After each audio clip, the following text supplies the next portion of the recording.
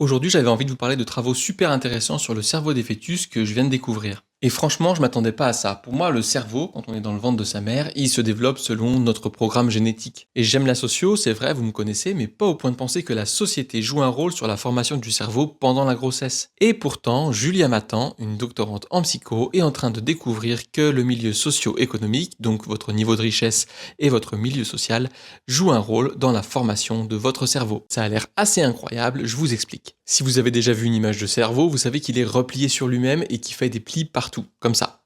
Eh bien, ces plis, ils se forment pendant qu'on est dans le ventre de notre mère et après, ça ne bouge plus. C'est un peu comme les empreintes digitales en fait, et on appelle ça les sillons corticaux et c'est super important dans le développement de notre cerveau. C'est un peu comme une fondation, une base sur laquelle on va construire après notre cerveau en grandissant. Et donc, Julia Matan, elle vient de montrer que ces sillons, ils sont pas les mêmes selon votre milieu de naissance. Si vous êtes né dans un milieu favorisé, avec au moins un des deux parents qui a fait de hautes études, vous avez des sillons particuliers à l'avant de votre cerveau juste là. Des sillons qui sont responsables des bonnes capacités cognitives. Conclusion, même quand on est dans le ventre de notre mère et qu'on croit être protégé de notre environnement, eh ben le milieu socio-économique joue un rôle sur notre biologie. Et alors là, je sais que vous allez vous demander comment. Eh ben il y a plusieurs hypothèses. Hypothèse numéro 1, ça peut être dû au stress, qui a des conséquences négatives sur la formation du cerveau du bébé. Et les mères de milieux défavorisés sont plus exposées à des situations stressantes. Elles ont aussi tendance à consommer plus de produits toxiques, du tabac, de l'alcool ou des drogues illégales. Voilà une autre hypothèse qui demanderait de faire un peu plus de prévention pour avertir les femmes pendant la grossesse. Mais attention, ne croyez pas que parce que vous êtes d'un milieu moins favorisé, c'est mort.